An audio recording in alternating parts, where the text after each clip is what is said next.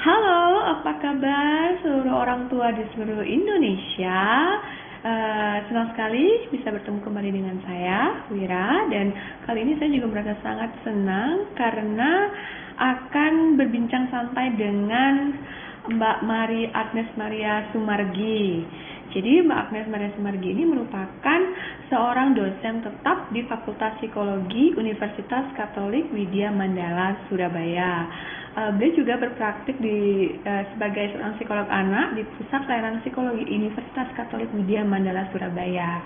Saat ini beliau menekuni ilmu psikologi khususnya perkembangan anak dan parenting dengan melakukan berbagai penelitian dan publikasi. Nah, setelah menyelesaikan studi S1 psikologinya di Universitas Airlangga, beliau melanjutkan untuk master eh, kemudian di Universitas Western Australia, serta melakukan penelitian dalam bidang parenting khususnya penerapan Triple P Positive Parenting Program pada masyarakat Indonesia saat beliau menempuh pendidikan dokternya di Universitas of Queensland, Australia. Wow, menarik sekali Mbak Agnes. Apa kabar Mbak Agnes? Baik, Iya, ya, semoga semua. semua dalam keadaan sehat ya. Iya, benar sekali. Semoga semua dalam keadaan sehat, khususnya dalam situasi yang sangat menantang saat ini, di mana kita masih dalam situasi pandemi. Ya. Nah, Iya. pada kesempatan ini kita akan khusus membahas mengenai kesehatan mental pada anak dan juga orang tua dalam situasi yang sangat menantang ini. Apa sih kira-kira yang akan terjadi pada kesehatan mental anak dan orang tua apabila kegiatan ini apabila situasi ini berkepanjangan terjadi.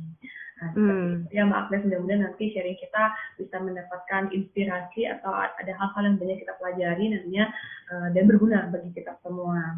Oke, Mbak Agnes, menurut Mbak Agnes situasi ini bagaimana? Mungkin dilihat dari segi kesiapan orang tua dan juga anak tentang situasi ini. Iya, memang situasinya nggak mudah ya buat orang tua saat ini ya, karena kan semuanya serba mendadak, terjadinya kan mendadak banget gitu. Terus kemudian tiba-tiba aja kita harus bersosialisasi dalam jarak jauh gitu. Jadi kemudian anak-anak juga belajarnya dari rumah, orang tuanya kemudian beberapa waktu juga harus banyak di rumah gitu. Dan kemudian ada yang bekerja di rumah. Belum lagi nanti kalau ada orang tua yang kesulitan finansial. Jadi kemungkinan mereka ada yang mungkin diberhentikan dan sebagainya. Jadi memang situasinya memang bisa menimbulkan stres tersendiri gitu. Baik bagi orang tua maupun bagi anak gitu. Jadi perubahan-perubahan ini ya memang sesuatu yang nggak bisa dihindari ya. Karena kan kita tahu ya, ini terjadinya di seluruh dunia. Kemudian kenapa kok harus ada kebijakan sampai kita harus seperti itu ya, karantina atau mungkin istilahnya social distancing, physical distancing itu sebenarnya untuk kebaikan kita bersama juga ya, untuk mencegah supaya tidak penularan COVID itu bisa berhenti begitu kan, ada etikat baik yang seperti itu sehingga kemudian harus dilakukan hal seperti ini. Cuman memang kan tidak sepenuhnya semua itu bisa dipahami ya, kompleksitas masalahnya pada anak, buat anak gitu. Ya, tergantung dari tingkatan usianya juga gitu. Jadi ya kuncinya memang menurut saya di orang tua ini gitu. Karena kita yang lebih tahu, kita yang mencoba untuk lebih paham dan kita juga mendapatkan edukasi yang lebih gitu dari kondisi ini gitu. Ya benar-benar pasti banyak sekali tantangan-tantangan yang dihadapi orang tua selama ya karantina ini, karena kan kita sudah memulai karantina dari bulan, kalau kita di Indonesia dari bulan Maret sudah mulai kegiatan belajar itu di rumah, tidak aktif di sekolah. Jadi sampai saat ini itu lumayan panjang sekali. Ya, jadi kira-kira ada tidak pengaruh secara mental, perkembangan mental anak apabila anak-anak itu terus belajar online secara berkepanjangan. Ini kegiatannya hanya secara virtual, bertemu anak-anak teman virtual, guru virtual. Apa yang akan terjadi ke depannya terhadap anak kita nantinya? Iya. Memang kan artinya ini juga dialami oleh orang tua ya. Artinya karantina yang berkepanjangan itu bisa jadi menimbulkan rasa kecemasan ya, stres gitu. Kemudian bisa jadi kita takut gitu kan, karena banyaknya berita-berita mungkin yang kemudian membuat kita merasa terancam gitu kan, takut nanti keluar tertular atau kemudian takutlah kalau nanti berhubungan sama orang lain bagaimana, kita juga nggak tahu orang lain tuh sehat, dalam kondisi sehat apa enggak gitu. Terus belum lagi dengan anak-anak kita gitu kan, kita tahu penyebaran ternyata COVID juga bisa dialami oleh anak-anak. Jadi kadang-kadang kan ada banyak ya kekhawatiran yang terjadi gitu. Nah, sekali lagi ya memang ini kuncinya ke kitanya ya, sebagai orang yang lebih tahu dan lebih banyak terekspos gitu. Kita menghadapinya dengan bagaimana gitu. Apakah kalau kita menghadapinya dengan ya oke, baik, kemungkinan itu ada, tapi mungkin kita bisa cari cara supaya kita bisa antisipasi, supaya nggak akan menjadi keadaannya buruk gitu ya. Nah, itu kan membuat kita menjadi lebih mampu mengontrol situasi gitu, dibandingkan daripada kita cemas terus-terusan gitu, kemudian kita, wah ini di dekat rumah kita ada apa ini, ada lagi yang terkena gitu ya, kita update berita, terus lama-lama kita juga cemas, kita juga bisa menularkan kecemasan itu ke anak kita kan. Nah, itu kan bukan sesuatu yang kita inginkan sebenarnya, karena sebenarnya anak juga menangkap loh sinyal-sinyal stres itu dari orang tua, dan dia belajar loh dari orang tua bagaimana sih cara mengatasi stres itu gitu. Jadi kalau orang tuanya susah untuk mengatur rasa cemasnya atau mengendalikan ininya ya, kondisinya gitu, sehingga akhirnya berdampak ke sikapnya pada anak gitu. Dia tidak hanya juga menunjukkan contoh gitu ya, mengatasinya dengan cara marah-marah atau cemas gitu, tapi dia juga bisa juga mengendalikan perilakunya gitu. Kadang-kadang kan kalau orang stres, cemas itu kan biasanya dia lebih fokus kepada dirinya sendiri, sementara pada anak-anak kan biasanya mereka mau ngapain gitu, orang tuanya udah nggak fokus lagi gitu, anaknya tanya gitu, dia dibentak gitu. Jadi artinya kemudian itu kan bisa berpengaruhnya negatif kembali ke anak gitu. Nah, kalau seandainya situasi yang negatif ini berkepanjangan dilakukan terus-menerus ya, artinya ya akan mempengaruhi situasi keluarga dong, relasi hubungan dengan anak gitu ya, juga nggak bagus. Kemudian disiplin yang kita terapkan, aturan yang kita terapkan jadi nggak konsisten gitu, kadang boleh kadang enggak, jadi anak kan bisa nggak belajar gitu tentang perilaku benar dan salah, padahal kan dia banyak kan bersama dengan orang tuanya, di mana dia harusnya belajar tentang benar dan salah kan dari orang tuanya. Nah, ini bisa kemudian terbawa ke kondisi anak gitu. Anak mungkin menjadi perilakunya menjadi makin kurang bisa diatur gitu. Mungkin dia bisa agresi gitu, atau dia misalnya agresi itu karena dia mau cari perhatian orang tua, juga bisa jadi kan itu terjadi. Jadi ya kontrolnya memang kalau seandainya situasi rumah ini nggak bisa berjalan dengan bagus situasinya, maksudnya kondisinya negatif gitu ya, ya itu akan berdampak sih pada anak. Iya, berarti ini lebih pada kontrol orang tua. Ketika orang tua bisa mengontrol dengan baik, semuanya akan bisa sejalan. Tidak sampai ada kemungkinan yang sangat parah, pengaruh mental, kesehatan mental itu akan buruk pada anak. Jadi benar-benar orang tua yang akan memegang kendali. Begitu ya, Mas. Nah, bagaimana dengan siswa yang belajar online, kan mereka akan terpapar dengan layar itu lumayan lama. Ya mungkin secara fisik itu sangat jelas akan ada dampaknya untuk berkepanjangan.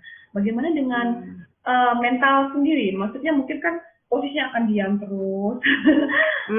Apa yang terjadi di dalamnya? Kalau dari fisik kan mungkin ya kita bisa lihat dari mata, mungkin kesehatannya. Bagaimana dengan mentalnya? Iya. Nah, ini banyak juga ya orang tua yang mengkhawatirkan sebenarnya masalahnya itu masalah di depan layar atau mungkin internet itu kan ya, jadi teknologi kan bisa jadi ancaman tapi bisa juga jadi teman gitu. Nah, banyak orang tua yang menganggap ya ini ancaman gitu. Pada saat yang lalu juga begitu, sekarang lebih-lebih lagi, tapi mereka juga nggak bisa kontrol ya, karena kan ya udah anak harus belajar dengan menggunakan teknologi gitu. Di satu sisi kalau saya lihat itu penting itu untuk keseimbangan ya, artinya ada batasan kapan anak akan belajar dengan menggunakan teknologi itu, kapan dia bisa bermain di luar itu gitu loh. Jadi ini aktivitas ini bisa direncanakan bersama dengan anak gitu. Jadi artinya oke, pada jam-jam tertentu memang diminta untuk banyak di depan komputer karena tugasnya mau nggak mau harus dilakukan di depan komputer. Tapi ada break gitu. Ya, breaknya ya tergantung pada usia anak ya. Kalau untuk anak yang lebih kecil jelas breaknya harus lebih sering gitu. Nah, 1 jam itu mungkin udah cukup lama ya. Bisa jadi sekitar 30 menit gitu dia kemudian nanti kembali lagi gitu. Kalau sudah dia diberikan break untuk kegiatan kecil yang lain yang tidak harus berada di depan layar gitu. Nah, untuk anak yang lebih besar mungkin lebih tahan. Tapi ya sekali lagi dia juga nggak bisa belajar dong terus meneruskan. Kita kan nggak mungkin minta dia, dan mungkin dia juga nggak mau ya suruh belajar terus menerus gitu. Nah, mungkin ada waktu-waktu tertentu di mana dia bisa mengerjakan hal yang lain yang bisa dilakukan gitu. Misalnya kalau dia suka musik mungkin dengan bermain main alat musik gitu bisa. Kemudian ada aktivitas yang lain mungkin yang bisa kerjakan, mungkin aktivitas di luar juga bisa ya. Nah, meskipun ya tergantung situasi tempat tinggalnya masing-masing sih sebenarnya. Tapi kalau misalnya ada aktivitas fisik di luar, olahraga kecil-kecil gitu, main bola kayak, ya maksudnya bukan sepak bola ya, tapi dribble bola atau lempar bola, tangkap bola dengan saudaranya gitu ya.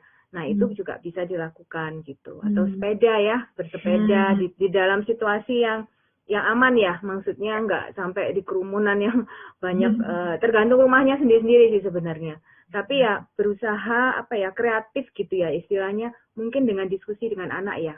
Kira-kira yang disukai apa kegiatan lain gitu yang dia bisa lakukan. Jadi tidak harus terus-menerus berada di depan komputer kalau itu memang menjadi kekhawatiran gitu. Iya benar-benar. Berarti ada keseimbangan dan juga mengajak anak berdiskusi sehingga nanti bisa menentukan kegiatan apa yang bisa dilakukan, dan itu kan sama-sama senang. Jadi tidak ada paksaan kan biasanya. Nggak ada. Ini harus di luar sekarang, harus di luar. Nah, ini kadang-kadang ada juga masalah ketika belajar di rumah pasti kan beda ya suasananya dengan belajar di sekolah. Kalau di sekolah anak lebih mudah diatur karena mungkin bersama teman-teman, ada rasa kegembiraan juga. Nah, sekarang belajar di rumah, kadang-kadang anak-anak tidak percaya dengan orang tuanya dan tidak mau mendengarkan apa yang disampaikan orang tuanya. Jadi kurang disiplin. Nah, apakah ada pengaruh ke sana juga apabila ini akan berkepanjangan? Jadi dari segi disiplin akan berkurang. Anak-anak yang biasanya di sekolah itu sangat disiplin. Kalau mungkin tiba-tiba di rumah karena orang tua sekarang kan sudah mulai menuju transisi. Jadi orang tua ada yang sudah bekerja. Jadi pengawasan terhadap anak itu berkurang. Mungkin anak di rumah hanya bersama dengan nenek dan dengan mungkin aturannya tidak sama dengan aturan orang tua. Itu bagaimana? Iya.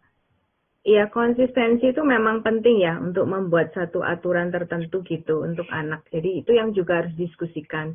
Cuman memang kita nggak bisa strict ya. Dalam kondisi seperti ini kan ya artinya ya memang penting gitu. Tapi kan juga harus ada fleksibilitas gitu. Jadi artinya ya udah kita buat jadwal, kita coba ikuti. Tapi kadang-kadang mungkin nggak bisa berjalan 100%. Ya sudah nggak apa-apa gitu. Artinya mungkin dievaluasi lagi, disesuaikan lagi, ini jadwalnya terlalu panjang gitu, mungkin kita buat lebih pendek lagi juga bisa gitu untuk anak. Nah, kalau konsistensi, aturan, ya jangan banyak-banyak aturan kalau menurut saya. Jadi artinya, ya itu kan kalau kita ngatur semuanya, akhirnya nanti jadi masalah gitu, karena mungkin nggak realistis ya, nggak boleh ini, nggak boleh itu, nggak boleh ini, yang boleh apa gitu. Kan nggak realistis kalau misalnya dia dilarang ini itu tapi nggak diberitahu apa yang dia bisa lakukan gitu. Jadi artinya mungkin yang dasar-dasar aja, misalnya kayak menjaga ketenangan, karena kan kita harus satu sama lain butuh space ya, waktu yang mungkin untuk privasi ya, misalnya kita bisa bekerja dalam kapan gitu ya. Jadi perlu waktu mungkin 1 jam kita harus sama-sama konsentrasi pada kegiatan sendiri-sendiri gitu. Jadi itu, terus kemudian mungkin yang penting lagi harus hormati satu sama yang lain gitu. Karena kan kadang-kadang itu bisa menimbulkan keributan kalau enggak kan. Nah itu juga, ingat nggak waktu itu kita ngobrolin apa gitu, aturannya apa gitu. Jadi ada hal yang mendasar itu yang kita antisipasi atau kita obrolkan sama anak sebelumnya. Sehingga mereka tahu oke, yang diharapkan sama saya itu seperti itu gitu. Nah, mengenai disiplin, nah itu di kita juga harus tahu juga ya, artinya nggak bisa strict seperti di sekolah gitu. Yang terus hukuman, terus kemudian ada sanksi segala macam. Ya, orang tua juga bukanlah guru ya, benar-benar guru kan, dia nggak ada background mungkin pendidikan tertentu sebagai guru, ya juga harus realistis lah ya, mungkin dia nggak pinter gitu ya nerangkannya seperti guru, kemudian anak bisa bantah, oke, Tapi kuncinya menurut saya di komunikasi sih, komunikasi antara anak dengan orang tua. Artinya, oke, kalau memang mama nggak ngerti ini, kamu punya cara yang lain, apa caranya gitu. Jadi kita juga sabar untuk menanyakan ke anak, oke, caranya yang menurut gurumu atau menurut kamu yang bisa baik itu kayak gimana. Kita coba dengarkan gitu pada anak gitu. Jadi artinya ya disiplin yang cukup fleksibel gitu, yang benar-benar kita ketati, yang penting-penting, yang benar-benar penting gitu. Oke.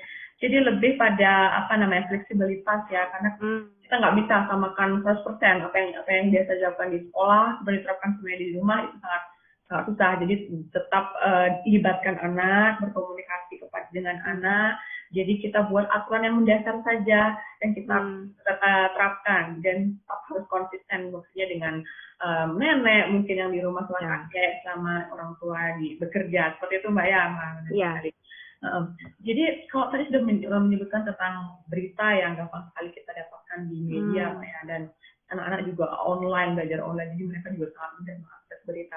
Itu bagaimana supaya tidak terjadi permasalahan dengan kesehatan mentalnya? Bagaimana caranya supaya kita bisa menyeimbangkan dan anak-anak bisa informasi yang benar supaya tidak terjadi masalah dengan kesehatan mentalnya? Iya. Nah, berita-berita ini mungkin kita perlu selektif juga ya. Artinya kan kadang-kadang yang tadi saya bilang ya, pemicu stres kita kan karena berita-berita yang sifatnya negatif. Artinya kan kita mengikuti update gitu ya, berapa jumlah orang yang meninggal karena COVID atau yang terkena COVID. Loh kok makin lama makin banyak gitu kan. Terus kita juga cemas, aduh zona kita itu zonanya masih merah, hitam lagi gitu ya. Jadi kita mungkin merasa prihatin gitu. Nah itu kan membangun emosi-emosi negatif ya. Kan kalau emosi negatif artinya kita jadi takut, cemas, marah, jadi pikiran kita bisa suntuk gitu. Jadi itu kemudian bisa memicu kita menjadi stres. Nah, kalau menurut saya, kalau itu yang menjadi kegelisahan orang tua, maka sebaiknya hindari berita-berita seperti itu. Kadang-kadang kan kita setel tuh TV seharian ya. Kadang-kadang berita yang terjadi kan banyak juga negatif. Dan itu juga didengar loh sama anak gitu. Ya. Atau mungkin kalau anak nggak mendengar, kadang-kadang kita, karena kita saking update berita, kita sering ngomong soal itu gitu, secara nggak sadar. Dan itu jadi pembicaraan, semua orang tahu gitu di dalam keluarga itu. Anak-anak juga dengar gitu loh. Dan dia juga bisa membaca sinyal-sinyal stres dari orang tuanya. Jadi lebih baik kita hindari aja berita-berita yang sifatnya negatif seperti itu. Kalau seandainya kita ingin tahu perkembangan, boleh sebenarnya ya. Kita cari yang lebih netral. Jadi misalnya tentang new normal gitu ya, kebijakan-kebijakan apa sih yang tadi yang Mbak Wira bilang kan, oh dari ini pendidikan kayak begini, oke, berarti orang tua kan bisa dapat info yang relevan gitu ya, yang bisa digunakan nanti diterapkan pada anak gitu. Terus kemudian berita-berita yang sifatnya positif, misalnya oh ternyata di tengah kondisi seperti ini orang bisa loh bantu orang lain gitu. Oh ternyata mereka bisa loh bikin galang dana atau mungkin bikin kegiatan amal gitu. Oh bagus juga ya, itu juga bisa dibicarakan toh dalam kondisi dengan keluarga gitu, sehingga anak-anak pun juga bisa melihat sisi positif gitu dari kondisi yang seperti ini. Nggak hanya melulu melihat bahwa ada COVID itu menakutkan, membuat cemas gitu, tapi ada hal-hal sisi positif yang lain gitu yang bisa kita tarik dari kondisi yang seperti ini. Jadi lebih pada memilih berita-berita yang positif dan juga yang bisa dipercaya ya Mbak ya. Mungkin ya, betul. Jadikan sebagai kesempatan untuk belajar buat anak bahwa ternyata banyak hal yang bisa kita lakukan dalam situasi yang sangat menantang ini, seperti itu Mbak ya. Terus berarti bisa kita katakan yang dimaksud dengan mental health ini untuk anak ini khususnya itu seperti rasa cemas, seperti itu ya Mbak ya. Apa saja yang biasanya ya tergolong mental health, gangguan secara mental pada anak dan orang tua yang paling umum terjadi? Iya, kalau kondisi yang seperti ini sih biasanya cemas, depresi itu ya. Dan kondisinya kan pasti memikirkan banyak hal yang negatif itu secara terus-menerus gitu, sehingga membuat dia stres, bingung, mudah tersinggung, mudah marah.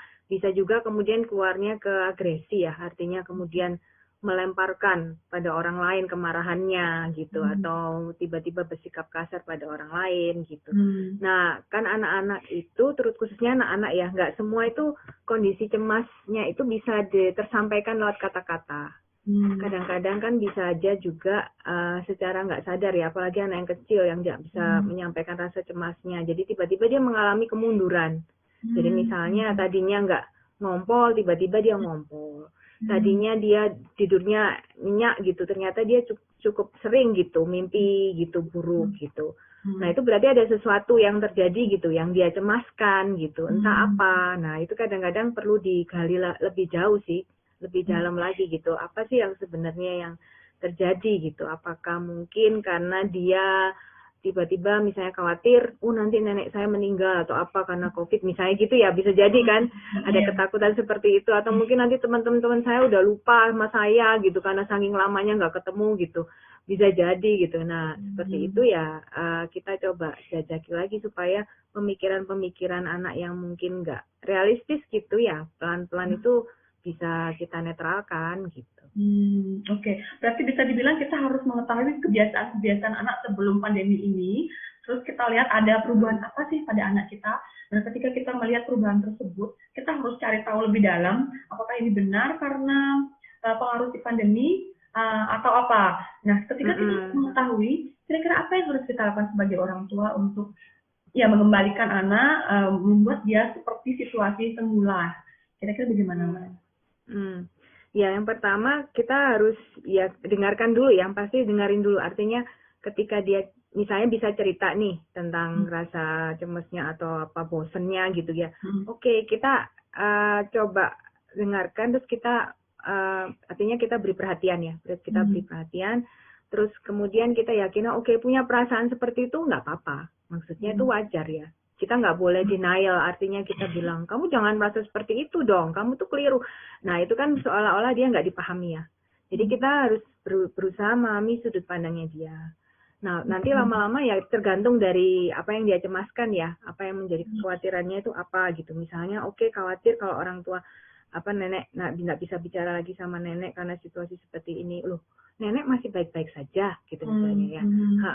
Iya mungkin bisa, tapi kan kalau kita menjaga kesehatan kita dengan baik gitu, misalnya mengikuti protokol kesehatan yang seperti kita cuci tangan sering gitu ya, kita jaga diri kita, makan yang cukup, ya kemungkinan orang tertular itu kecil gitu. Jadi di pelan-pelan gitu ya, pelan-pelan diarahkan sesuai dengan apa yang dia cemaskan itu gitu, sehingga kemudian dia bisa mulai menerima, atau bisa juga kemudian misalnya karena kamu kangen ya gitu ya, takut nggak bisa ketemu, oke, mungkin kita bisa kontak nenek gitu dengan cara yang lain gitu. Kalau selama ini kita sering mengunjungi, sekarang nggak bisa kunjungi, tapi kita bisa lihat dia misalnya di WA, kita call dia gitu, kita video callan sama dia, atau mungkin kita bisa tuker-tukeran foto gitu. Jadi banyak cara gitu yang bisa kita cari supaya dia tetap merasa neneknya aman gitu, tetap kita bisa kontak sama dia gitu. Kalau ada apa-apa, nenek itu ada yang bisa bantu gitu, ada yang bisa nolong gitu, dan kita juga selalu cek gitu, kita monitor gitu. Jadi tergantung dari masalahnya apa, tapi yang pasti kita coba untuk mendengarkan, bisa memahami, menunjukkan pemahaman kita terhadap masalahnya dia, kecemasannya dia, kemudian ya pelan-pelan untuk bisa meluruskan ya istilahnya ya kan, karena kadang-kadang kan emosi itu terjadi karena pikiran yang salah atau pikiran yang negatif. Nah itu pelan-pelan ya untuk dicoba untuk dikontraskan realitanya seperti ini gitu. Terus ya itu akan membantu sih mengurangi kecemasannya dia. Apalagi kemudian kalau dia bisa melihat, oh ternyata kecemasannya nggak beralasan gitu. Oh ternyata itu nggak terjadi gitu kan. Ya. Nanti dia akan otomatis akan berkurang. Lebih pada komunikasi ya Mbak Agnes. Jadi apakah ada hal yang terburuk yang kira-kira terjadi pada anak? Hal yang terburuk itu bagaimana? Seburuk apakah kejadian ini terpengaruh pada kesehatan mental anak? Apakah kita perlu sampai membawa anak ke psikolog? Maksudnya pada tahapan yang bagaimana kita orang tua perlu membawa si anak ke psikolog? Jadi yang tadi diusahakan ya sejauh mungkin kita komunikasi sama anak. Hmm. Kemudian kita juga ajarkan bisa juga cara-cara dia untuk mengatasi rasa cemasnya ya. Mungkin tadi saya belum bilang misalnya kayak berusaha untuk rileks. Kan cara untuk rileks bisa kita terapin diri sendiri juga kan. Misalnya kita tarik nafas gitu. Kemudian itu kan kadang-kadang bisa membantu kita memperlancar peredaran darah kita ya. Terus kita keluarkan secara pelan-pelan. Tarik nafas lagi, kita keluarkan secara pelan. Nanti efeknya kan lebih tenang. Jadi kan jantung yang tadinya berdebar-debar, kemudian kondisi fisik kita ya kan, karena kalau orang cemas takut itu kan negatif itu kan biasanya kan ini ya lebih cepat dari biasanya gitu, kemudian keringat dan sebagainya. Nah ini kita berusaha dengan cara rileks, itu bisa nggak itu lebih menenangkan diri gitu. Nah hal yang kecil-kecil yang seperti itu kita coba bantu anak kalau memang membuat anak itu menjadi lebih tenang gitu. Nah kalau itu nggak bisa, memang kita udah usahain berbagai cara nggak bisa, nah memang kita harus cari bantuan profesional ya. Kalau memang pada akhirnya itu tidak berhasil gitu. Ya sama seperti kita terapin pada diri kita sendiri kan juga gitu ya. Kalau misalnya kita bisa kontrol diri kita dengan coba cara relaksasi tadi ya, tarik nafas dan sebagainya, atau kita paling nggak berhenti sejenak gitu ya. Kalau misalnya kita lagi berdebat sengit nih, tiba-tiba kita stres karena kita capek gitu ya. Lalu kita perlu waktu nih, me time gitu ya istilahnya. Oke, berhenti sejenak, tenangin diri, tenangin pikiran. Kita nikmati kopi atau apa yang kita minum gitu ya. Oke, sesudah pikirannya udah enak, tenang, kita bisa ngobrol dengan lebih lagi. Kita bisa kembali ke situasi yang awal lagi gitu. Nah, kalau itu ternyata nggak berhasil, kita coba ngobrol sama orang, kita curhat sama orang juga nggak berhasil, nah berarti kan ada satu titik di mana kita memang harus minta bantuan ke profesional ya, entah psikolog, psikiater gitu ya. Jadi ya memang kalau kita rasa perlu bantuan, kita ya harus melakukannya. Oke. Berarti intinya seharusnya pada anak tidak sampai separah itu apabila orang tua support dari awal ya Mbak, yang kemungkinan sampai parah itu harusnya tidak sampai terjadi. Pokoknya intinya kalau kita dari orang tua sudah memberikan yang terbaik, maksudnya kita sendiri sudah bisa mengontrol diri, harusnya anak juga baik-baik saja, tidak sampai pada titik terjadi kegangguan pada kesehatan mental. Iya. Ya, Mbak. Iya, betul. Seperti itu. Nah, ini sekarang kan situasinya karena berkepanjangan lama sekali. Anak-anak pasti sudah merasa bosan ataupun merasa rindu sekali ingin kembali ke sekolah. Kita sebagai orang tua bagaimana caranya menjelaskan supaya mereka paham kalau kita nggak pernah tahu ini sampai kapan, dan supaya mereka bisa menerima situasi ini dan mau menjalani dengan tetap semangat seperti itu. Iya. Ya memang wajar ya kalau anak-anak sudah mulai capek, bosen gitu, karena kan selama ini di rumah terus sama orang tuanya gitu, mungkin kegiatannya juga ini itu gitu ya. Nah kalau ditanya nih kapan kita kembali sekolah udah bosen, nah sekali lagi ya kita harus jujur ya, maksudnya ngomong ke anak kalau memang kita nggak tahu jawabannya gitu, karena kan kadang-kadang itu kan mungkin ada berita ya, cuman kan berita yang bisa kapannya itu kan secara jelasnya belum ada kepastian dari pihak sekolah, dari pemerintah juga gitu. Jadi kita sampaikan itu pada anak bahwa kita nggak tahu kapan sekolah itu dibuka gitu. Tetapi kita bisa paham, sekali lagi ya komunikasi untuk pemahaman akan perasaan anak lagi gitu. Oke, kita bisa paham kamu mungkin udah ini ya rindu ya, udah pengen masuk aja ya, pengen udah ketemu temen ya, udah capek di sini ya gitu. Nah kita ajak anak kemudian berpikir, nah gimana sih caranya kita bisa menghibur diri gitu ya dalam situasi yang seperti ini tuh gimana, apa yang bisa kita lakukan gitu. Nah itu anak yang lebih besar pasti kita bisa ajak diskusi untuk ke situ gitu. Entah kita buat kegiatan apa ya yang menyenangkan, yang mungkin lain dari yang lain. Kadang-kadang kan mungkin perlu sesekali keluar tapi dalam kondisi aman karena kita pakai masker dan tidak banyak orang berkumpul di situ gitu. Kadang-kadang mungkin kita bisa lakukan untuk memenuhi kebutuhannya dia untuk suasana yang baru gitu. Terus kalau misalnya mungkin ada keterampilan baru yang kamu ingin pelajari, nah ini mungkin saatnya sekarang, mungkin kita bisa lihat di YouTube, mungkin belajar bahasa yang lain gitu, atau mungkin belajar alat musik yang lain kalau memang atau kegiatan buat kegiatan project yang lain gitu. Ya, Itu juga kita bisa bicarakan ke anak. Atau mungkin kalau dia cuma sekedar kepengen ngobrol sama temennya nih, anak-anak yang kecil misalnya, oke, mau diteleponkan toh, ayo kita bisa calling nih gitu ya sama temenmu gitu. Orang tuanya nanti kita teleponkan, terus nanti kita saling lihat gitu. Kamu bisa bermain bersama, bisa ngobrol gitu kan, lihat video call gitu. Jadi intinya ya udah kita pikirkan solusi bersama gitu dengan anak. Tapi jelas kalau memang kita nggak tahu jawabannya ya kita jangan janji-janji gitu ya. Mungkin nanti bulan depan, oh ya mungkin 2 bulan lagi. Padahal itu kan belum tentu benar gitu kan. Belum tahu. Iya, bagaimana dengan ini karakter anak? Kan kita punya anak yang memiliki karakter yang berbeda-beda. Ada yang ceria, ada yang sangat tertutup, menyendiri. Ini bagaimana? Ini kan sepertinya memberikan peluang anak untuk bersosialisasi itu jarang sekali. Nah, apakah nanti akan terjadi perubahan, pergeseran karakter anak dari yang biasanya ceria, tiba-tiba bisa berubah pendiam seperti itu karena situasi yang sangat panjang? Iya. Nah, karakter ini ada unsur bawaan juga ya, selain bentukan dari lingkungan. Jadi memang kita nggak bisa secara ajaib mengubah anak gitu, artinya dia punya kecenderungan sendiri. Mungkin malah yang sifatnya lebih tertutup gitu ya, yang lebih menikmati kesendirian, situasi ini malah lebih menyenangkan buat dia, bisa jadi loh.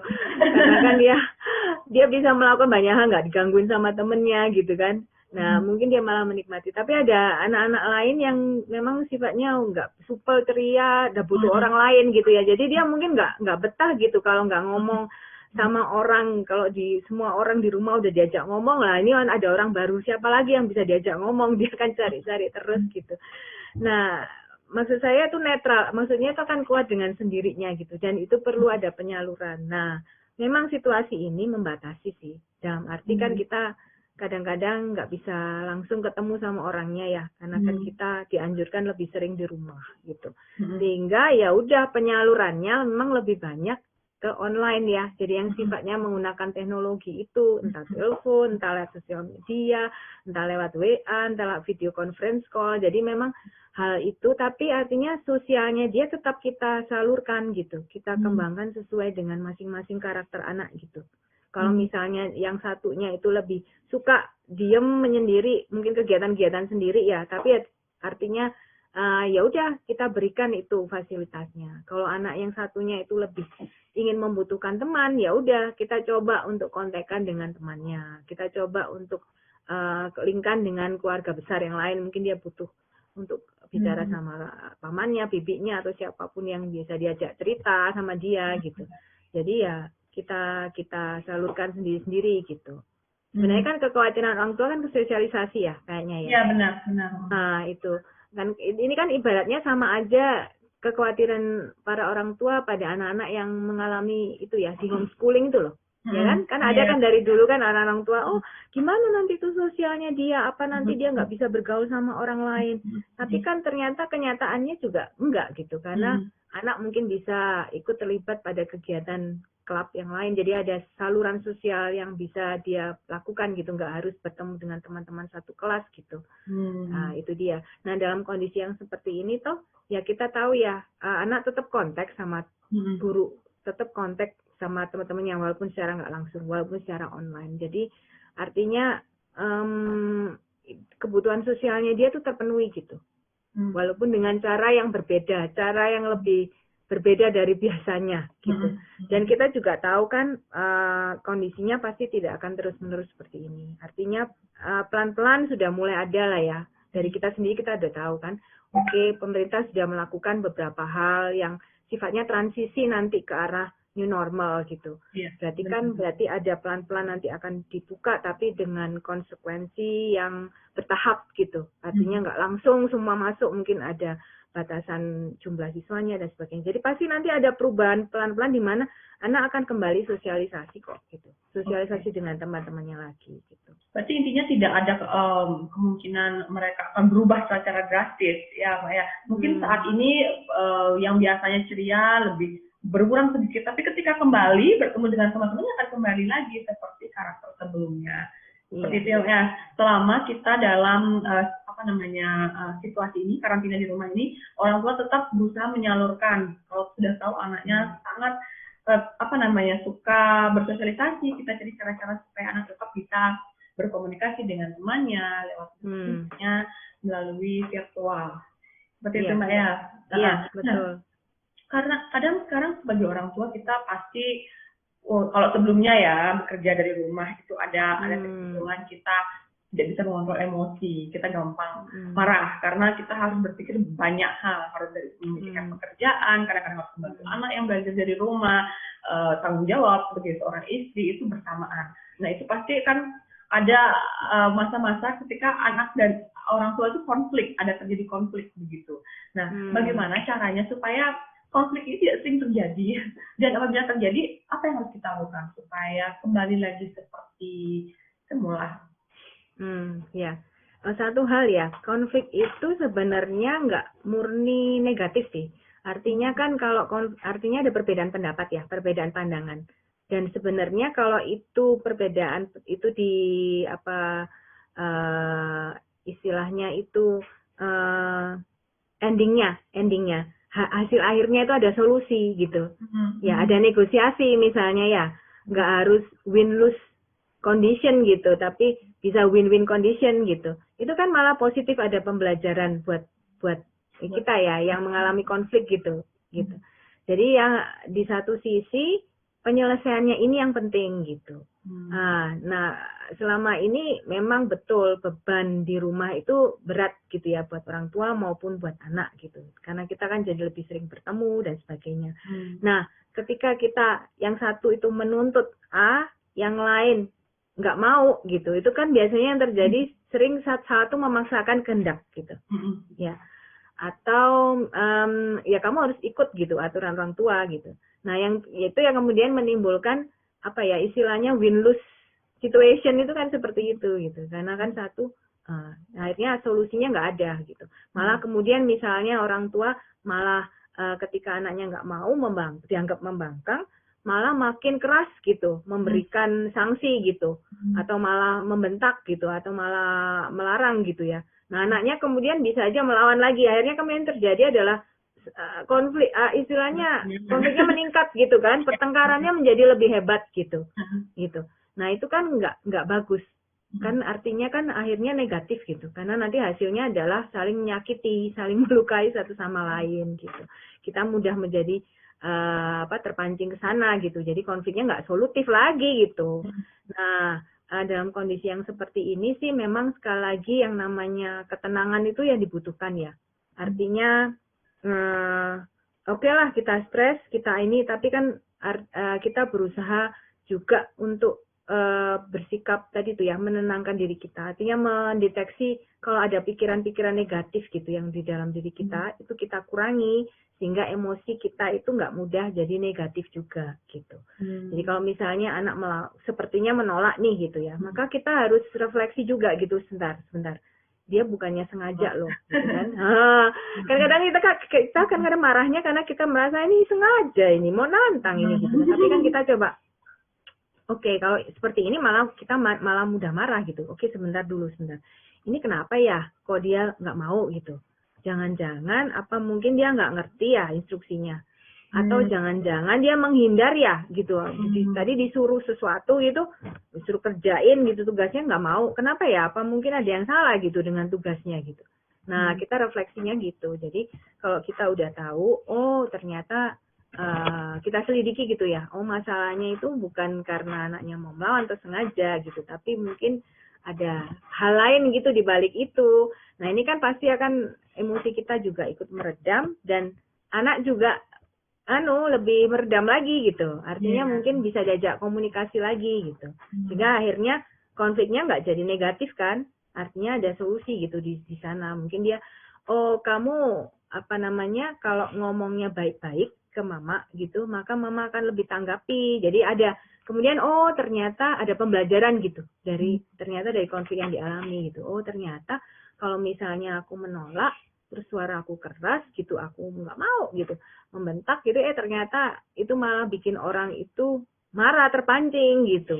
Tapi kalau aku misalnya bilang, oke, kenapa aku nggak mau? Ternyata ada solusi gitu. Malah mungkin mama bisa ngasih aku toleransi, oke lah gitu. Kamu nggak usah ngelakuin ini dulu, kamu mau lihat TV dulu, oke, nanti sudah itu kamu kerjakan gitu.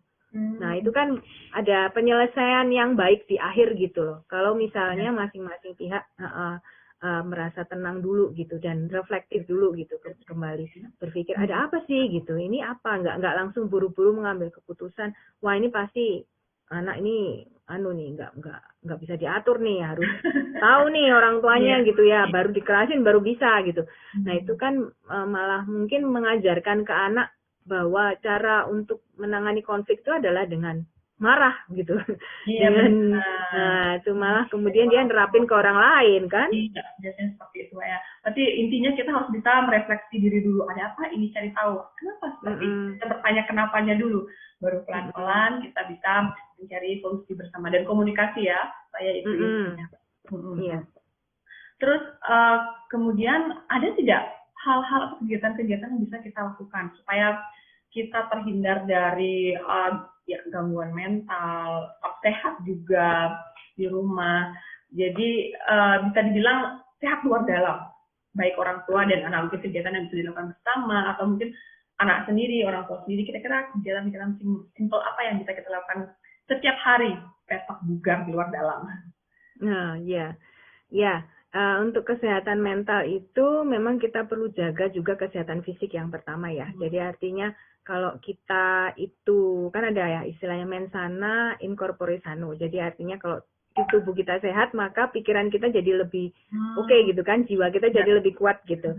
Jadi ya aktivitas-aktivitas yang seperti olahraga, makan sehat, istirahat yang cukup itu penting gitu untuk kita lakukan, jadi dasar kita untuk kita bisa berpikir lebih jernih. Ya, itu juga kita terapin kepada anak kita juga ya. Kita ajari mereka juga pola hidup yang sehat sehingga mereka pun nggak cuma tubuh yang sehat tapi juga pikiran mereka lebih jernih lagi gitu. Itu. Terus kemudian kalau untuk membentuk pemikiran positif ini yang tadi ya, itu kan perlu latihan. Artinya mungkin kita melakukan aktivitas bersama dengan kegiatan-kegiatan yang menyenangkan, itu juga bisa membuat emosi kita yang terbentuk menjadi lebih positif. Kita bisa mengupayakan sih dengan berbagai cara ya. Kita pinjam aja konsepnya psikologi positif ya. Misalnya supaya kita punya pandangan lebih positif terhadap sesuatu, kita bisa pakai misalnya latihan bersyukur gitu ya. Jadi salah satu cara, ini bukan satu-satunya cara, tapi salah satu cara misalnya kita bisa ajak diri kita maupun anak itu untuk refleksi, misalnya 3-5 hal apa sih yang positif yang terjadi pada hari ini gitu.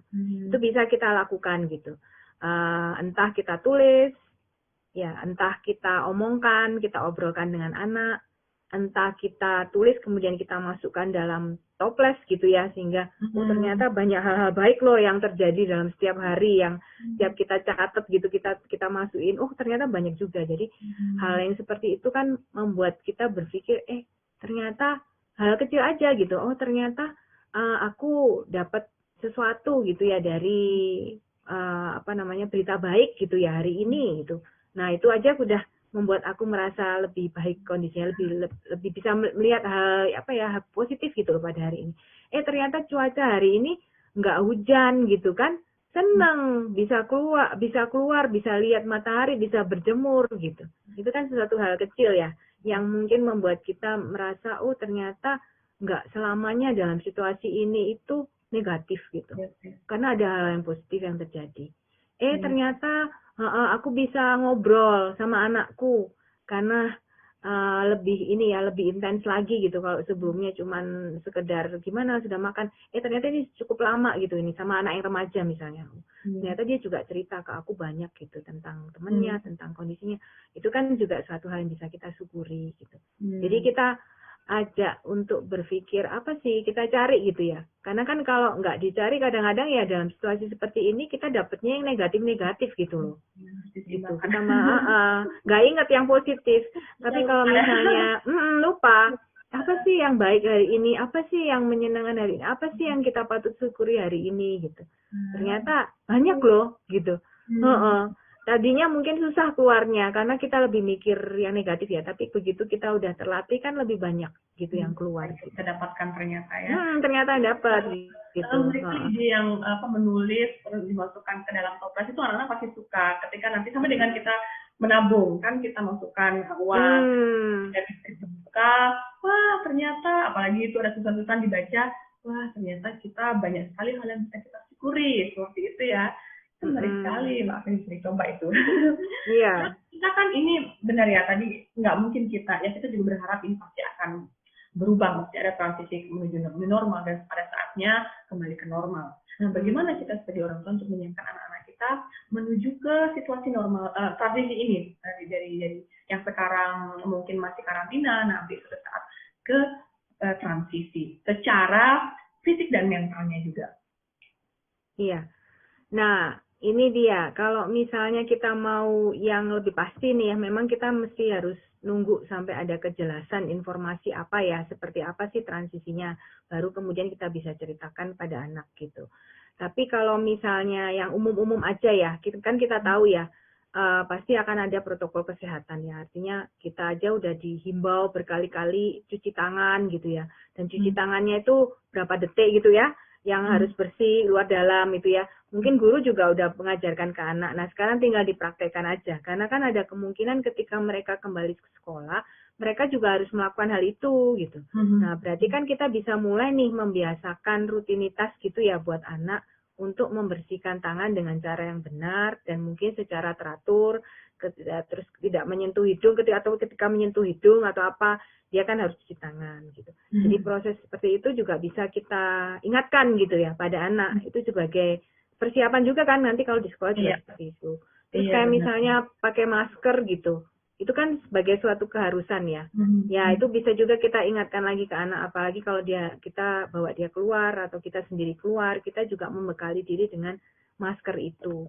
Jadi hal yang seperti itu juga kita bisa lakukan kebiasaan baru gitu ya, kebiasaan baru gitu. Menjaga kesehatan juga iya, minum vitamin yang cukup gitu ya. Iya, makan teratur juga iya. Ketika bersin misalnya ya itu menggunakan tisu terus harus dibuang benar-benar ke tempat sampah gitu, enggak kemudian disimpan gitu ya. Nah, itu kan hal kecil yang kita bisa ingatkan. Iya, itu sebagai persiapan. Kalau memang jaga jarak. Iya. Jaga jarak, iya.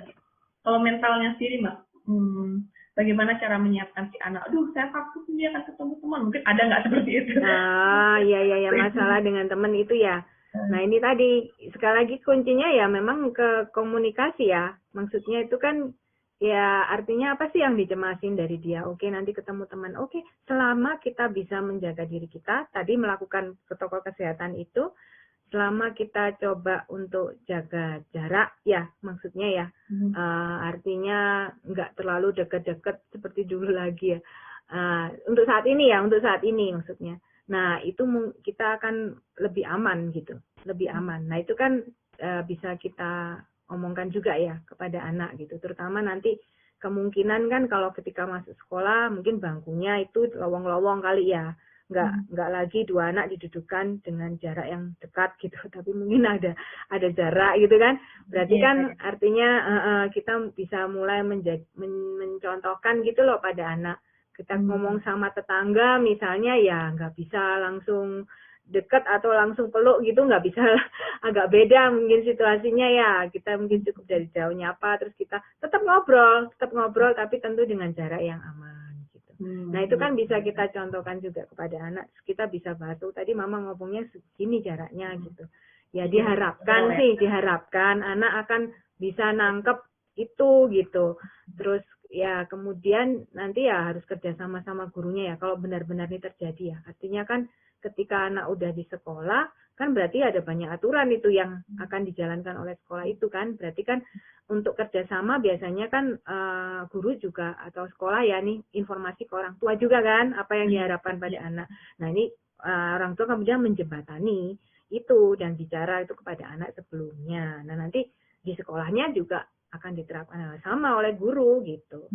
Jadi ya kecil-kecil aja lah yang bisa kita lakukan selama ini ya, termasuk juga dengerin ini loh keluhan-keluhan anak atau kecemasannya dia itu. Kalau misalnya nanti tertular gimana atau apa sih COVID ya. Nah, kalau seperti itu kan berarti kalau kitanya sendiri nggak jelas ya kita coba cari informasi yang terpercaya ya. Kan banyak tuh sekarang ada video-video atau cerita gitu ya tentang COVID atau apa. Kalau anak memang tertarik ya dan pengen tahu gitu. Dan kita kasih tahu ini udah ada cara aman gitu ya. Artinya kita dapat info ini dengan cara ini kita bisa mengurangi penularan. Iya, yang penting kita menyampaikannya dengan apa ya, pelan-pelan, mungkin dibiasakan sebelum-sebelumnya. Jadi ketika waktunya transisi mereka siap secara fisik dan mental. Baik Mbak Agnes, itu banyak sekali tadi yang kita dapatkan. Nanti apa yang kira-kira Mbak Agnes sarankan kepada orang tua ini dalam situasi ini? Bagaimana kita akhirnya menghadapi semua ini dan menyiapkan anak kita? Apa yang kita bisa simpulkan dari percakapan kita hari ini? Iya, jadi kesimpulannya memang kuncinya di orang tua ya. Kita harus bersikap tenang dalam menghadapi kondisi seperti ini. Memang tidak mudah, artinya tidak mudah untuk itu bisa dipahami ya. Cuman ya kita coba cara-cara agar stres kita itu tidak semakin lama semakin menumpuk ya. Kita sendiri harus jaga diri gitu, jaga kesehatan mental kita, lebih rileks, hindari berita-berita negatif yang kemudian bisa membuat kesehatan mental kita juga terganggu. Kemudian ya kita harus turunkan harapan kita harus realistis, kita nggak perfect, anak juga nggak perfect, oke, kita berusaha membuat situasinya itu adaptif ya, jadi sebisa mungkin, tapi kita juga harus fleksibel, artinya menerima kenyataan bahwa kadang-kadang itu tidak berjalan sesuai dengan rencana gitu. Tapi itu bukan berarti kemudian ya udah gagal total gitu, tapi ya udah kita coba perbaiki lagi ke depannya, mungkin ada hal yang aturan yang lebih realistis yang bisa kita terapkan pada anak gitu. Nah, terus yang lain adalah komunikasi ya. Jelas dalam situasi seperti ini membina hubungan relasi dalam keluarga dengan saling peka ya, peka perubahan pada anak, juga lebih banyak mendengarkan apa keluhan-keluhan anak gitu ya. Itu akan membuat kita terhindar dari konflik yang sifatnya negatif. Dan kita bisa melihat hal-hal kecil yang kita syukuri setiap hari gitu ya. Nah, itu akan menumbuhkan pengalaman yang positif dan juga emosi yang positif pada anak-anak gitu. Wah, menarik sekali. Mbak Agnes, ini terakhir nih pertanyaannya.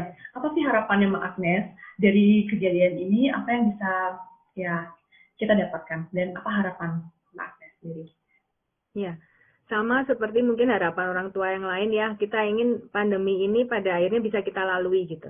Tapi mungkin tidak akan sempurna yang kita harapkan, bahwa nanti akan total, akan semua aman. Mungkin ada beberapa hal baru yang harus kita adaptasi ya dalam kondisi seperti ini. Oke lah, nggak apa-apa, kita terima aja, kita fokus aja pada apa yang bisa kita lakukan dalam masa-masa yang seperti ini gitu. Jadi harapan saya ya semua kita adaptif lah ya, berusaha yang terbaik, kita berusaha untuk empati pada anak, kita berusaha untuk mendengarkan dan berpikir positif, kita hargai anak, usaha-usaha anak, usaha-usaha kita sendiri gitu. Jadi ya harapan saya nanti banyak keluarga di Indonesia itu akan lebih tangguh gitu, karena sudah bisa melewati masalah ini dengan cukup lama gitu, dan ternyata bertahan ya, meskipun nggak sempurna, sekali lagi nggak akan sempurna gitu, tapi bisa kok bertahan gitu. Berarti artinya ya kedepannya pasti akan lebih baik lagi, lebih kuat lagi, dan kita kan belajar banyak, karena kan banyak tuh yang kita dapetin. Teknologi yang tadinya kita mungkin gaptek, sekarang kita udah dapat lebih lagi gitu, kita bisa lebih pinter gitu dari yang sebelumnya, kan berarti positif itu. Jadi harapannya kita makin matang dan kita makin tangguh. Oke, baik, terima kasih Mbak Agnes. Sharingnya luar biasa sekali, banyak yang kita dapatkan tentunya hari ini, dan pastinya sangat mudah sekali untuk diterapkan bagi para orang tua, dan saat ini pun bisa kita terapkan langsung. Semoga kita semua tetap sehat dan bisa melalui masa-masa yang sulit ini bersama dengan tetap semangat yang sehat, tetap sehat secara fisik dan juga mental, dan kita semua bisa mengambil banyak sekali pelajaran dari situasi ini. Baik, terima kasih Mbak Agnes.